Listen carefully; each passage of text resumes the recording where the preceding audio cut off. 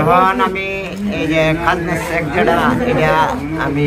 দাগের 10টা আমার একটা দরকার মানে একটা দিন 10টার দাগের এটা কাটন লাগবে চেক কাটন লাগবে আমি 10টা দাগের চেক কত 20,000 টাকা চেক কাটতে দিব 500 টাকা মানে টোটাল চেক কাটতে লাগে 500 টাকা না না না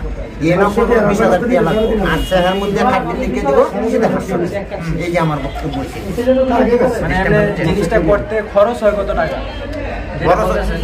একটা মাঝে লিখে দিব 500 টাকা আমার কাছে নিব 20,000 আচ্ছা মানে 15,000 মানে তাদের খরচ হবে 500 টাকা তারা নিব 20,000 10,000 15,000 এরকম ভাবে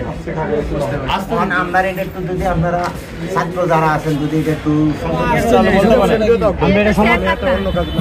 কতদিন ধরে করতেছে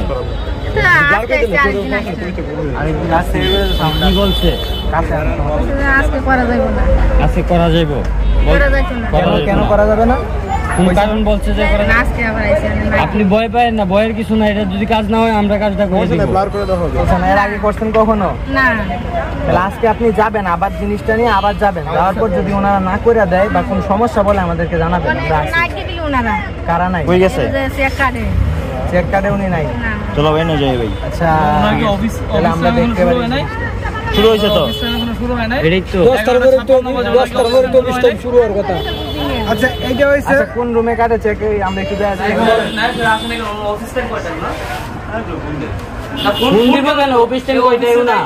আপনি কি আছেন আমি না রে ভাই এটা নেই আচ্ছা আপনি তো অফিসে কাজ করেন নাকি এই অফিসে না আমি ওই এসি ল্যান্ড অফিসে কাজ করেন আর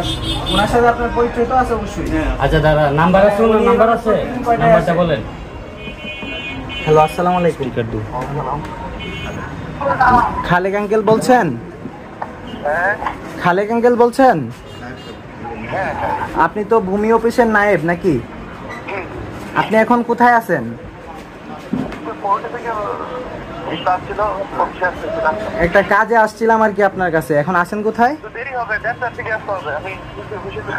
আপনার অফিস টাইম কয়টা আমি তো কোর্টে কাজ করতেছিলাম এসএফের জন্য কোন কোর্টে আছেন আপনি নেত্রকোনা কোর্টে থেকে রওনা দিচ্ছি মাত্র আপনি কি অফিসের কাজে গেছেন হ্যাঁ অফিসের কাজে আপনি যে গেছেন এটা কি এসিলেন্ট স্যার জানেন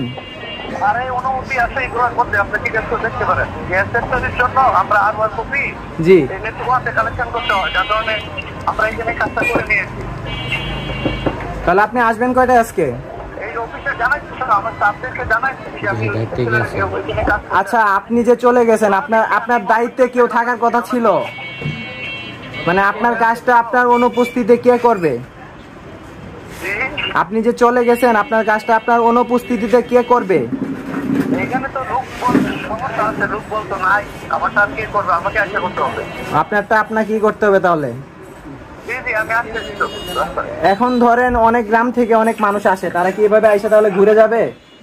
ঘুরবে না ম্যাক্সিমাম লোকই জানে যে ঘন্টার পরে আপনি পুরো বাড়ি কেউ বাঁধে কাজও থাকে আপনার বাসায় নেত্রকোনা